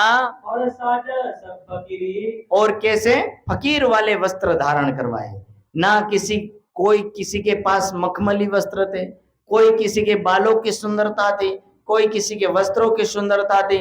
अपने अपने रंग ढंग से चल रहे थे। श्री जी साहब ने कहा कि आज से कोई अपने रंग ढंग से चलेगा नहीं, सबको एक समान कर दिया। पीछे से देखो तो भाइयों में कोई पहचान भी नहीं आई, क्योंकि सबका मुंडन करवा दिया। रोए धोए के राजी भय, ठीक है, प्रसंग आता है, रोए धोए के राजी भय। कुछ लोग तो बड़े खुश हुए कि बोले आज एक साथ हम सबको होने का अवसर मिला। पर कुछ लोग सोचने लगे कि हमारे इतने मखमली बाल बोले कटवा दिए गए। कोई कहने लगे कि हमारी इतनी सुंदर साड़ी, इतनी मखमली महंगी साड़ी थी, वो दान में दिलवा दी, अब हमें फकीरी भेष वाले भेष धारण करवा दिए। इस तरह का जो प्रसंग था, कुछ खुशी थे कुछ दुखी थे। लेकिन आज के दिन सारा एकीकरण कर दिया, ताकि ना कोई छुआछूत, ना कोई ऊंच नीच, ना कोई अमीर गरीबी, सारे हद यहाँ समाप्त कर दिए। और यहाँ पर साथ में सब कुछ नए वस्त्र धारण करवा करके ये उदयपुर के प्रसंग में ये प्रसंग आया। उस्मान हसन खान और उस समय उस्मान और हसन खान वगैरह, और अहमद खान, और उस समय अहमद खान वगैरह। अव्वल खान पूछिया, अव्वल खान पूछता है, उस समय कुछ सुंदर साथ यहाँ आए, वो किसको क्या कह रहे हैं? जो है मोहम्मद नूर, मोहम्मद नूर को कहा, नूर मोहम्मद को कहा कि जरा इनकी हमें पहचान करवा दो, मौको खबर तुम देओ, इनके वैरागियों की जरा हमें पहचान करके दे, बताओ कि ये कौन है। जो तू छिपावेगा मुझको। कह रहे हैं, क्या कह रहे हैं? अव्वल खान कह रहा कि हे नूर मोहम्मद, यदि तू मेरे से इनकी कोई पहचान छिपाएगा तो खुदा न्याय के सिंहासन पर बैठेंगे, और उस समय कोई मुझे ये पूछेगा क्या तेरे घर पर खुदा का संदेश नहीं आया था, तब मैं ये कहूंगा कि मेरे घर पर खुदा का संदेश तो आया था, पर नूर मोहम्मद ने मुझे पहचान करने से रोक दिया था। तू होगा दावतगिरा, और उस समय तेरा पल्ला झटक करके मैं खुदा से ये बात कहूंगा। ये कौन है, कहाँ से आया? अब कह रहे कि ये कुरान पढ़ते हैं, ये कुरान की बातें करते हैं, ये फकीर टाइप के लगते हैं, जरा इनकी पहचान करवा के बताओ मुझे, ये कैसा फकीर? ये कैसा फकीर है, जरा हमें बताओ। तब नूर मोहम्मद कहा, तब नूर मोहम्मद ने कहा कि जरा हम बताते हैं कि ये कौन है। दीन इस्लाम के आशिक हैं, ये स्वयं उस खुदा के पैगंबर है, संदेश वाहक है, वो आखिरुल जमा इमाम महदी है, जिनकी दुनिया राह देख रही थी कि सबने कहा था कि कल के दिन खुदा आएंगे, यानी 1100 वर्ष के बाद खुदा का इस दुनिया के अंदर प्रकटन होगा। जो बात लिखी थी ये वही आखिरी समय का प्रसंग है, और वही ये आखिरी इमाम महदी है। इनकी पहचान और इनके पास जो कलमा है यानी कुरान है, उनकी सच्ची पहचान कयामत के 7 निशानों की पहचान यहाँ पूर्ण होती है। चाबुक अपने हाथ लेके, और उस समय अव्वल खान अपने हाथ में चाबुक लेकर के शरीर में मारने लगा कि मैं नूर मोहम्मद से पहचान कर रहा, क्या मेरी आत्मा की आंखें अभी तक नहीं खुली? मेरा स्वयं आत्मा का खावंद मेरे सामने है और मुझे किसी और का सहारा लेना पड़ा। अव्वल खान को बहुत झटका लगा। अव्वल खान कहने लगा कि धिक्कारे मेरी आत्म को, जो अपने ही मालिक को नहीं पहचान सकी, और चाबुक लेकर के अपने शरीर में, जो घोड़े को चाबुक मारता था वो घोड़ा का चाबुक अपने शरीर में मारने लगा और कहने लगा कि मेरा स्वामी, मेरा नाथ मेरे दर पर आया, लेकिन मैं इनकी पहचान कर सका नहीं। दुखी हो जाता, जोश में ये मारने लगता है। आए बैठो हमारे संग, और उस समय उनको पास में बिठाया। इधर यहाँ पट का कार्य चल रहा था, मुकुंदास जी 14 लोगों के नक्शे वगैरह का कार्य चल रहा था, तो वो कार्य यहाँ पर पूर्ण होता है। आए पठान मिलके, और यहाँ पर पठान वगैरह भी मिल करके सत्संग में आते हैं। इधर जब सब सुंदर साथ का फकीरी भेष, और फकीरी भेष को देख करके यहाँ एक कीर्तन उतरता है, और कीर्तन में कारी कामरी रे मोको प्यारी लागे तू, सब श्रृंगार को शोभा देव मेरा दिल बांध्या तुझसो के, हे प्रेम रूपी कामरी। उस प्रेम रूपी कामरी को धारण करके सारे लक्षणों में जो श्रेष्ठ लक्षण है वो प्रेम है, और उस प्रेम रूपी कामरी को यहाँ पर संबोधित किया, किसी कंबल को नहीं, कि हे परमात्मा, तुझे पाने के लिए हमें ये प्रेम रूपी कंबल को ओढ़ने की जरूरत है। पट पहरे खाए चीकना हेम जवेर श्रृंगार, हक लज्जत आई मोमिनो जिन दुनी करी मुर्दार। कि जिसने एक परमात्मा के हृदय को देखा हो, जो परमात्मा को पहचान गया हो, वो परमात्मा को पहचानने के बाद पट पहरे खाए चिकना, ना उसको मखमली वस्त्र की जरूरत है, ना कोई रास ठाट बाटने वाले वस्त्रों की जरूरत है। इन सारे वस्त्रों को छोड़ करके, सोना चांदी गहना सब कुछ छोड़ करके, फकीरी वेश को धारण करके वो सब श्रृंगार को शोभा देवे मेरा दिल बांध्या तुझसो के, सारे श्रृंगार को शोभा देने वाला कोई वस्त्र है तो वो क्या है? प्रेम है। सबनंग मोती तरे तेरे तले, कि इस प्रेम के आगे तो सारे वस्त्र, सारे मोती, सोने ज्वारत सब उसके नीचे है, उसके बराबर दुनिया में कोई वस्तु नहीं है। ऐसा वो कीर्तन उतरता है, और कारी कामरी का प्रसंग हर सुंदर साथ को याद दिलाता है कि हे सुंदर साथ, वस्त्रों में कुछ नहीं रखा है जब तक मानव में आत्मा गुण ना हो। और ये निश्चित है, हम शरीर पोषक क्यों हो? शरीर पोषक यानी हम शरीर को सजाए धजाए, पर कब तक? कोई शादी ब्याह हो तो बात अलग है। हम सत्संग में बैठे, हम साधना में बैठे, वहां इन वस्त्रों की जरूरत नहीं है। वहां तो हमें फकीरी वस्त्रों की जरूरत है, सीधा सिंपल सतोगुणी वस्त्रों की जरूरत है। इसलिए शरीर पोषक ना बने, हम आत्मा मार्गी है। आत्मा मार्गी में तो केवल आत्मा के गुणों की जरूरत है, जिन गुणों में श्रद्धा, निष्ठा, समर्पण, ईमान, इश्क, ये सारे गुणों की जरूरत है। जिस दिन सुंदर साथ को ये गुण प्राप्त होंगे, उस दिन परमात्मा अवश्य मिलेगा। वाणी में लिखा है, श्री महामती कहे ईमान इश्क की शुक्र गरीबी सबर, इन विद रूहे दोस्ती धनी की प्यार कर सके त्यो कर। कि यदि तुम परमात्मा को पाना चाहते हो तो बोले तुम्हारा ईमान दृढ़ हो, ये ईमान रूपी वस्त्रों को पहनो, ईमान दृढ़ हो, इश्क तुम्हारा पक्का हो, ईमान रूपी वस्त्रों, इश्क रूपी वस्त्रों, शुक्र यानी धन्यवाद करने का गुण हो, और गरीबी रूपी वस्त्र हो, संतोष रूपी वस्त्रों को धारण करो, यही तुम्हारी आत्मा को जागृत करेगा। तुम कौन से इस बाहरी वस्त्रों में पड़ गए हो, और बाहरी वस्त्र तुम्हारे एक दिन नाश हो जाएंगे, उस भावना में ये कीर्तन यहाँ पर अवतरित होता है।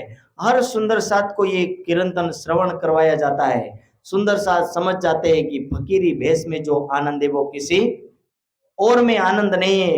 हर सुंदर साथ उस अक्षरातीत के लिए इन सभी वस्त्रों का प्रेम पूर्वक त्याग देते हैं और फकीर वस्त्र को धारण कर लेते हैं। एक तुम्बा हाथ में और एक कमर में, यानी एक छोटा तुम्बा होता है और एक बड़ा तुम्बा होता है। तुम्बा यानी वो दूधी टाइप के जो होता है उसी में से बनाया जाता है, तुमड़ू, और तुमड़ा में से ही बनाया जाता है। एक बड़े वाला होता है और एक छोटे वाला। मुझे जहां तक पता है कि कभी घर में पानी निकालने की पहले जरूरत पड़ती थी, तो अभी तो स्टील का डोया होता है, पर उस समय छोटे तुमड़े में से क्या है कि जब वो छोटा होता तो उसमें कट करके उससे बना लिया जाता, तो मटके में कोई गंदा ना करे, इसलिए उस से डोया का रूप लिया जाता है और डोया के रूप में प्रयोग किया जाता था, ताकि हर किसी का पवित्रता बनी रहे और कोई व्यक्ति ग्लास वगैरह उसमें हाथ ना डाले, इसलिए उसका प्रयोग किया जाता था। तो एक छोटा और एक बड़ा, यानी एक पानी पीने के लिए उसका कमंडल बनाया, और एक क्या है नहाने वगैरह के लिए बाल्टी का रूप दे दिया। इसलिए इस तरह का जो वेशभूषा थी, वहां मालाएं भी पहनाई दी जाती है। क्यों? क्योंकि हिंदू लोगों को थोड़ा अटपटा लग रहा था, इसलिए मालाएं और कंडपी रूपी एक श्री जी साहब ने टोपी पहनी, या ताकि साथ में कान भी ढके रहे। गर्मी सर्दी सभी से गुजरना है। अब वर्तमान में वो परंपरा चल पड़ी कि अभी जिनको ना गर्मी सताती है ना ठंडी सताती, कुछ नहीं सता तो भी कान ढकने की आदत पड़ गई। लेकिन उस समय वो बस मार्ग में चल रहे थे और वहां का उस समय का मौसम ऐसा था, इसलिए कभी मालाएं धारण करनी पड़ी। वरना वाणी क्या कह रही, 100 मालाएं वाल डालो गले में, पर आत्मा की जब तक पहचान नहीं होगी तब तक इस मालाओं का कोई लेना देना कोई मतलब नहीं है। इसलिए मालाओं से तिलक से कोई लेना देना नहीं है, पर हिंदू भाइयों को विश्वास ना आए, इसीलिए वहां पर फकीरी भेष में ये सारे भेष धारण किए गए थे। तो इस तरह का वहां का प्रसंग था। यहाँ पर अजमेर से एक संदेश आता है और संदेश में राणा राज सिंह तक संदेश आता है कि जो फकीरी भेष में जो साधु है आप उनको हमें पकड़ के दे दीजिए। राणा परिवार की ओर से श्री जी साहब को संदेश आता है कि आप यहाँ से कुछ दिनों के लिए चले जाइए। यदि मेरे राज्य से कोई फकीरी को पकड़ करके ले गए, कोई साधु संतों को कोई पकड़ करके ले जाए, तो शायद राणा परिवार का नाम डूब जाएगा। जबकि हम तो साधुओं का सम्मान करते हैं, यदि आपकी रक्षा हम नहीं कर सके तो शायद हम समाज के अंदर बदनाम हो जाएंगे, हमें समाज में लोग दुत्कारेंगे। इसलिए आप यहाँ से कुछ दिनों के लिए चले जाइए, फिर वापस आ जाइए। इस तरह राणा राज सिंह का संदेश आता है। इस वजह से श्री साहब यहाँ से निकल पड़ चलते हैं और अब कहाँ तक आते हैं, अब कहो मंसूर की। अब ये चल करके मंसूर में पधार जाते हैं। आए उदयपुर से चला, और इधर उदयपुर से होकर के यहाँ पधारे हैं। जब नौरंग चढ़ा रानी पर, और उस समय राणा के ऊपर वहां पर औरंगजेब की फौज चढ़ाई करती है, तब हुआ मूलक चल विचल। हुआ मूलक चल विचल, यानी युद्ध के कारण से पूरा तहस नहस होने लगा, प्रजा में भगदड़ मचने लगी। संवत 1736 और सम्मत 1737 यानी सम्मत 1737 નો સમય હતો। लगा 37 जब लगा 37 समय, अर्थात सम्मत 1737 का समय अब शुरू होता है। आए पहुंचे तब और उस समय यहां से ये कहां पहुंचते हैं? पढ़िए पढ़िए। जब दज्जाल ने जोर किया और जब दज्जाल ने जोर किया उस समय, यानी सब लोग यहाँ पर विरुद्ध में थे तब, दिल बैठा बेरिसाल। और यहाँ पर बेरीसाल था जो राजा का भाई लगता था, और उसने यहाँ पर जब बुरी नजर की तब, हुआ दज्जाल का हाल। और उस समय दज्जाल यानी उनको ऐसा लगा कि इन वैरागियों को मैं लूट लूं। बुरी नजर करी साथ पर सुंदर साथ के ऊपर उसकी बुरी नजर पड़ी कि इन वैरागियों को मुझे लूट लेना चाहिए। तब चारण के घर गए। और उस समय चारण परिवार, मैं पिछली बार इन्हीं गांवों में होकर के गुजरा था जागनी यात्रा में, तो ये जो एरिया है रामपुरा, ये रामपुरा का एरिया पूरा का पूरा चारण जाति से भरा है। बिल्कुल पहाड़ी एरिया है, और पहाड़ी एरिया में चारों तरफ देखो तो ऐसा लगता है कि संसार का जो सौंदर्य वहां छिपा पड़ा है। चंबल डैम है, चंबल डैम तकरीबन 40 किलोमीटर लंबा है। शायद उस समय वो पूरे वर्ल्ड का सबसे बड़ा डैम था। अभी भारत में शायद वो दूसरे, अभी वर्ल्ड में दूसरे नंबर पर है। तो उस जगह की इतनी अच्छी सुंदरता थी, जहां रामपुरा है, और चंबल डैम भी रामपुरा के पास से होकर के निकलता है। तो उस जगह पर श्री जी साहब पहुंचे, और ये चारण मलो का पूरा एरिया है। और इन एरिया में जब ये पहुंचे तो यहाँ चारण जाति के जो लोग थे, वहां ये इनकी माँ थी, चारणमल की माँ। तो उनकी माँ ने बेरीसाल की आदत को पहचान लिया और समझ गई कि हे बेरीसाल, तो जिन वैरागियों के लिए बुरी नजर कर रहा है वो हमारे राज्य में है, और हमारे राज्य में होने की वजह से हम उनको किसी भी प्रकार की हानि देख सकेंगे। उनकी माँ कहने लगी कि हे बेरीसाल, तुझे उनको लूटने से पहले मेरे शरीर पर गुजरना पड़ेगा। यदि मेरे सामने मृत्यु आकर के खड़ी हो जाए, आप मेरा गला काट के फेंक दे, तभी आप वहां जा सकते हो, बाकी जा सकते नहीं हो। और वहां पर सब सुंदर साथ की रक्षा करती, उनकी माता रक्षा करती है। वह हवेली छोड़ के, और वह हवेली छोड़ के आए मंसूर। और उस समय मंदसौर में आकर के कहाँ आए बैठे। और उस समय मंदसौर के समय में ये हवेली, यानी आज भी उस हवेली का प्रसंग है। मैंने बीच में बहुत सारे फोटो डाले थे, शायद किसी ने मेरा स्टेटस देखा हो, कि आज भी उस हवेली का प्रताप बहुत ज्यादा है।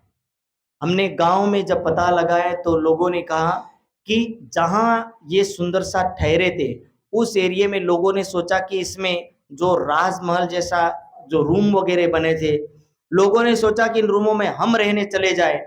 तो गांव वालों ने रहने की कोशिश की, पर आज भी बोले एक दो बंदे रहने गए थे तो उनका पूरा खानदान उजड़ गया, और एक भी व्यक्ति उस रूमों में रह नहीं सका। आज भी वहां कई रूम बने पड़े हैं। पुराने जमाने की जो सुंदर साथनी ईंटे पत्थर लगा करके हवेली खड़ी की थी, बहुत बड़ा श्रीजी साहब वगैरह के लिए रहने के लिए एक भवन था, जो तकरीबन 2 से 3 मंजिला था।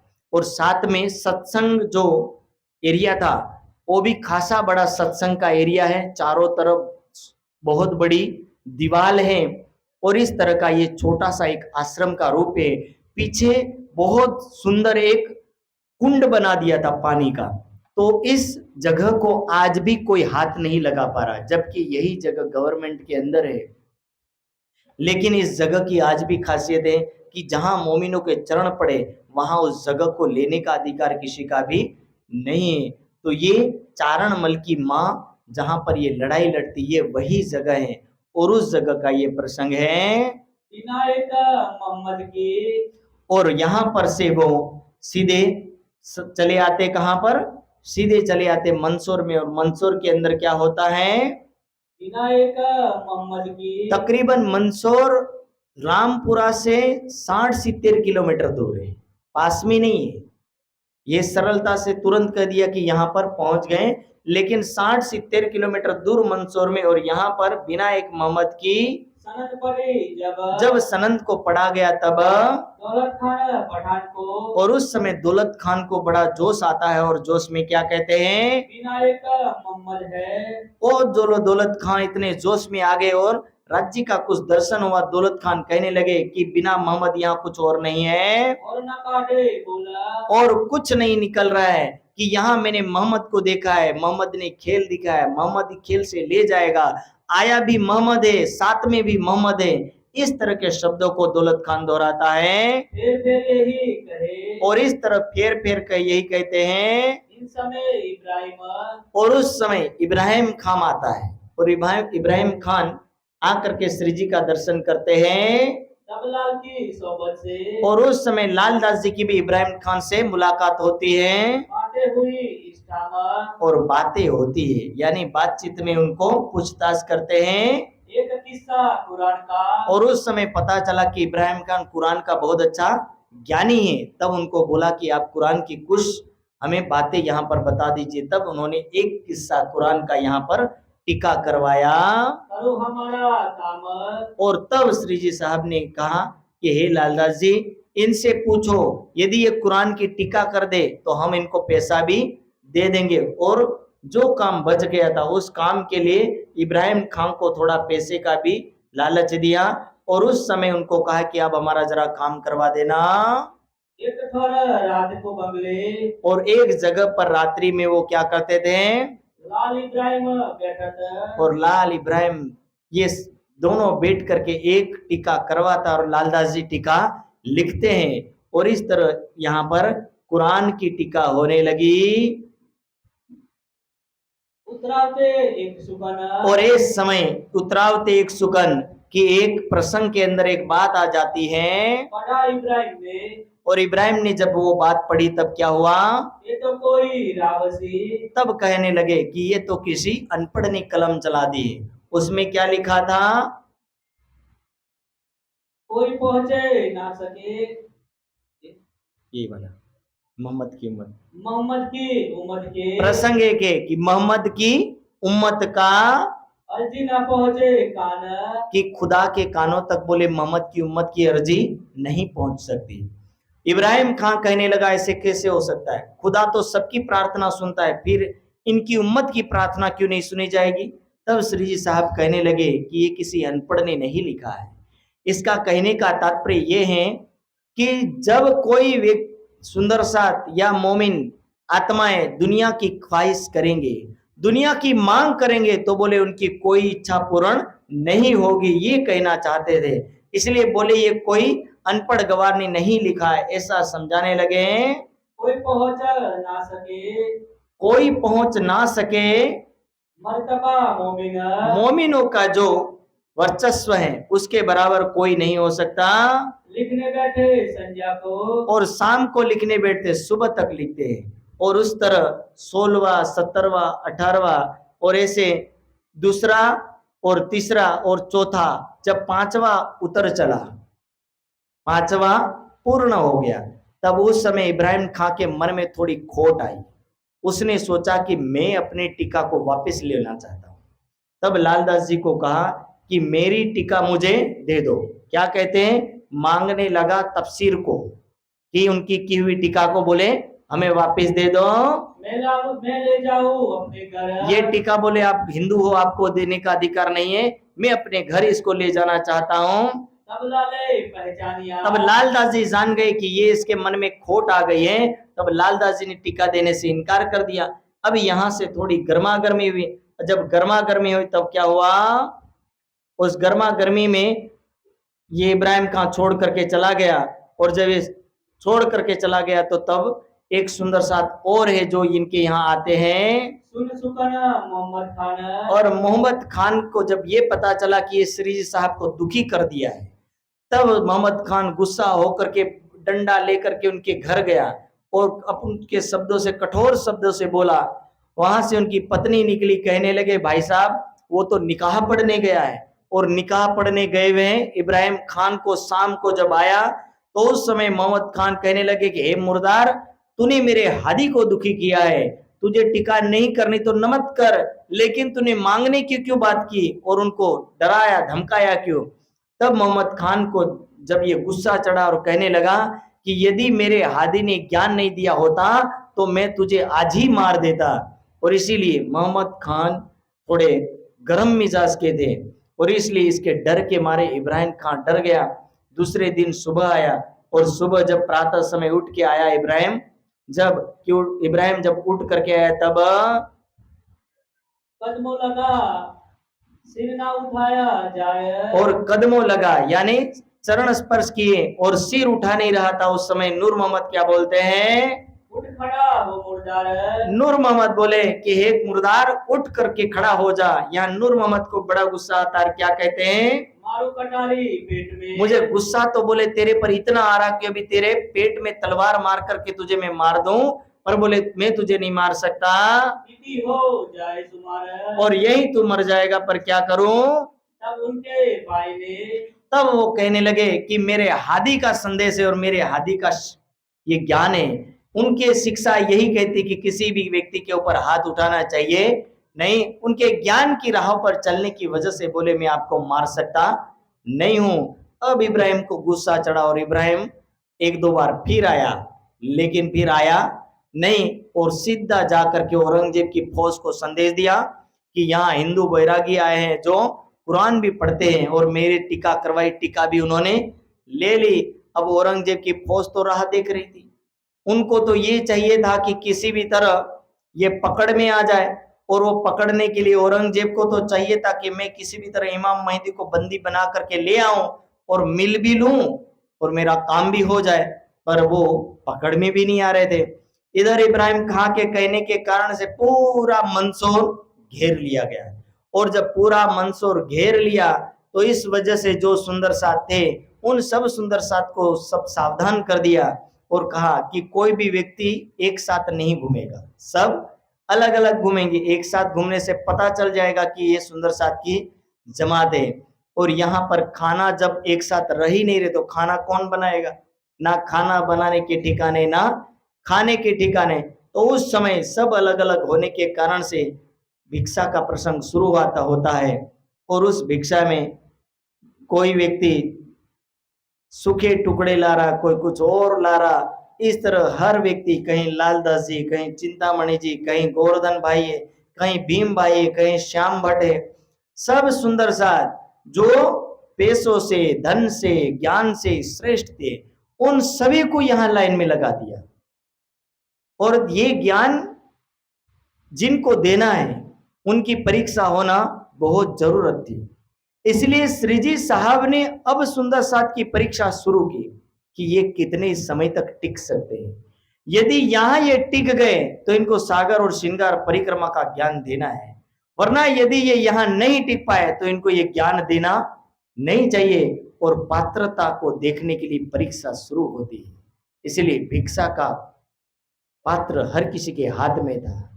जिनके घरों में धन की कमी नहीं थी, गोवर्धन भाई जो सोनों की मोहरे बांटता फिरता है, वो व्यक्ति आज भिक्षा की झोली लेकर के भिक्षा मांग रहा। चिंतामणि जी जिनके आश्रम में करोड़ों का धन आता हो, वो चिंतामणि जी महाराज आज पात्र को लेकर के, जो स्वयं ब्रह्मा विष्णु का दर्शन करवाने का सामर्थ्य रखता हो, वो स्वयं भिक्षा की झोली लेकर के भगवती भिक्षाम देही का आवाहन कर रहा है। और स्वयं श्री जी साहब भी उस भिक्षा के टुकड़ों को खाते हैं। जरा ध्यान के साथ पढ़ना। श्री राज आरोगत हेत सो। क्या कह रहे हैं? श्री राज आरोगत हेत सो। ये की झोरी के, सब सुंदर साथ की झोरी के जो टुकड़े आ रहे हैं उन टुकड़ों में से श्री जी साहब भी उन टुकड़ों को खाते हैं। सो बगावत अपने, सो बतावत अपने, ये लाया मैं। खुशी होकर के सुंदर साथ बोलते कि ये मेरा है, ये मेरी झोली के टुकड़े हैं। राजी होवे तीन पर, राजी होवे तीन पर की परम धाम में भिक्षा नहीं मांगी थी, पर यहाँ मांग रहे। खुशी होकर के बातें कैसी करते हैं? बातें हंस हंस करे बनाए। सब लोग और खुशी होकर के बातें करते हैं। मैं अजमावत तुमको। श्री जी साहब कह रहे कि मैं तो केवल आपको अजमा रहा हूं। सोचिए कि जिसके एक हुक्म से सोना उगलने वाली ये धरती है, उसके एक आदेश से क्या अन्न नहीं मिलेगा? सब कुछ मिल सकता है। सोने की कढ़ाई देने वाला वो पूर्ण ब्रह्म सच्चिदानंद क्या खाना नहीं खा सकता? सब कुछ कर सकता है। लेकिन जब तक किसी को तपाया ना जाए तब तक कोई भी पवित्र होता नहीं है। चाणक्य को जब चंद्रगुप्त को श्रेष्ठ बनाना था तो उसने भी चंद्रगुप्त को युद्ध के मैदान में धकेल दिया ताकि वो भी कष्टों को सहन करके श्रेष्ठ बना। बुद्ध यदि राजमहल में रहता तो मुझे नहीं लगता कि आज बुद्ध की कोई महिमा गाता। सोचिए, बुद्ध जब राजमहल से निकला तो बुद्ध के हाथ में एक एक सिद्धांत था, करतल भिक्षा तरुतल वास। ये हाथ में पात्र है और स्थान क्या है? तो बोले ये खुला आसमान ही इसकी जगह, उसका घर है और उस पर तरुतल वृक्ष के नीचे वो वास करता था। तभी बुद्ध की महिमा संसार में फैली। वरना बुद्ध के अनुयायी कितने हैं, पर आज कोई बुद्ध के अलावा किसी और का नाम लेता नहीं है। जब ऋषि दयानंद गुजरात को छोड़ करके, मोरबी को छोड़ करके निकले, स्वामी विरजानंद के यहां जाकर के ज्ञान ली और ज्ञान लेने के बाद स्वामी विरजानंद ने कहा कि दयानंद, जब तक तेरे पास ज्ञान है तब तक तू ज्ञान को किसी को सुना सकेगा, लेकिन तेरे पास तपस्या नहीं होगी तब तक तू किसी को प्रभावित नहीं करेगा।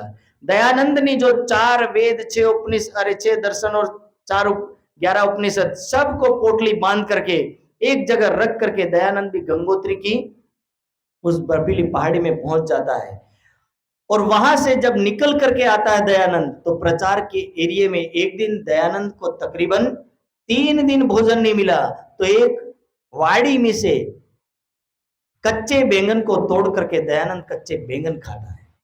ये सभी महान पुरुषों की गाथा है जो धर्म का प्रचार करने वाले हैं। जिस दयानंद के पीछे राजा भी नतमस्तक होते थे, वही दयानंद कच्चे बैंगनों को खा रहा है। जिस बुद्ध के राज्य में पैसों का कोई कमी नहीं है, वो बुद्ध स्वयं जंगल में और घर घर पर भिक्षा मांग रहा है। सोचिए कि स्वयं मेराज ठाकुर एक राज्य के मंत्री हैं जिनके घर में कोई पैसों की कमी नहीं है, पर उन सब को छोड़ करके इंद्रावती की आत्म परमात्मा के परोपकार कार्य के लिए, सब तक ज्ञान पहुंचाने के लिए स्वयं इंद्रावती की आत्मा अपने जीव को धर्म के मार्ग पर चढ़ा देती है। उनकी राह पर उन सभी सुंदर साथ को चढ़ा दिया जाता है ताकि ये हर सुंदर साथ परिपक्व हो जाए। और ये मंसूर का प्रसंग हर सुंदर साथ को याद दिलाता है कि यदि भिक्षा के पात्र में पके हुए सुंदर साथ जो कठोर तप को किए, जरूरी नहीं कि आंखें बंद करके साधना में बैठना ही तप है। जो कठोर तप को करने वाला है वो दुनिया की सारी बाधाओं को झेलता हुआ, सब कष्टों को सहन करता हुआ, भूख सर्दी गर्मी को सहन करता हुआ उस ज्ञान के प्रचार करने वाला व्यक्ति भी क्या है? तपस्वी है। और ये महातपस्वी है। इन्होंने ज्ञान के प्रचार के लिए कहीं दिल्ली में मार खाई तो कहीं मंदसौर में आकर के भिक्षा मांग करके खाई। इन सभी मार्गों से गुजरते हैं और वही जब जिनके पात्र परिपक्व हो जाते हैं, जिनके पात्रों में पवित्रता आती है, तब इनको पन्ना जी की धरती के अंदर सागर, श्रृंगार, परिक्रमा, खिलवत, इन सारे तारतम के तारतम का ज्ञान दिया जाता है। और वही सुंदर साथ जिनको ये ज्ञान मिला, उस मूल्यों के कारण से तकरीबन शायद 10 वर्ष तक ये सुंदर साथ उस ज्ञान के सागर में डूबे रहे, जिन्होंने रात दिन एक करके, ना किसी का सोने का प्रसंग आया, कोई 2 घंटा सोता है, कोई 3 घंटा सोता है, रात भर जगते, दिन भर जगते, सेवा में लगे रहते, क्योंकि उनको पता था कि इतनी दूरी पर हम चल करके आए, ना जाने कितने कष्टों को सहन करके आए और आज में सागर श्रृंगार का ज्ञान मिला है। उनके बाद उस ज्ञान की कदर धीरे धीरे कम होती गई। जो लोग 11वीं रही, जब तक 11वीं सदी रही तब तक इस ज्ञान का प्रचार जोरों शोरों से हुआ और जैसे ही 12वीं सदी शुरू हुई तब कहे लाल कहे अंग ठरे, तब लालदास जी कहने लगे कि धीरे धीरे 12वीं के बाद तो बोले इस ज्ञान की कदर करना ही व्यक्ति भूल गया। धीरे धीरे तो कौन सागर श्रृंगार, कौन परिक्रमा और कौन सा खिलवत का ज्ञान, इन सारे ज्ञानों को एक तरफ कर दिया। व्यक्ति अपने ही घर में उस स्वरूप साहब की कदर करना भूल गया। बोले ऐसी परिस्थिति हो गई और यही मंसूर का प्रसंग, भिक्षा का पद प्रसंग हर सुंदर साथ को जागने में आने वाली बाधाओं से सावधान करता है कि जागने में कोई भी बाधाएं कभी भी आ सकती है, लेकिन जिस दिन तुम उसको स्वीकार कर लोगे वही तुम्हारा तप है। जंगल में बैठना सरल है, आंखें बंद करके बैठना सरल है, लेकिन किसी कठिनाइयों को सहन करना सरल नहीं है। जो दुनिया की गालियां सुनता है, जो दुनिया के थपेड़ों को सुनता है, वही व्यक्ति ही तपस्वी है। और निश्चित है, जो जितना महान कार्य करेगा उसकी ही समाज में बुराइयां होगी। जो आगे बढ़ेगा उसी को ही तूफानों का सामना करना पड़ेगा। जो आगे बढ़ेगा ही नहीं उसको तूफानों का सामना कैसे करना होगा। इसीलिए ये ज्ञान का मार्ग और ये धर्म का प्रचार तप और बल के माध्यम से होता है। श्री जी साहब के साथ रहने वाले सुंदर साहब महातपस्वी थे और इस तरह ये मंदसौर की बितक का प्रसंग यहाँ पूर्ण होता है। तकरीबन 8 महीने तक यहाँ पर भिक्षा मांगी जाती है और उज्जैन में भी भिक्षा का प्रसंग चलता है। उसके बाद श्री साहब सीधे कहाँ आ जाते हैं, औरंगाबाद। तो कल के दिन औरंगाबाद का प्रसंग चलेगा। बोलो श्री प्राणनाथ प्यारे की जय। चौपाई दोहराएंगे। श्री महामती कहे मोमिनो, श्री महामती कहे मोमिनो, ये मंसूर की पिता ये मंसूर की पिता का। अब यहाँ से आगे चले, अब यहाँ से आगे चले, सो कहो हुक्म हक, सो कहो हुक्म हक। बोलो श्री प्राणनाथ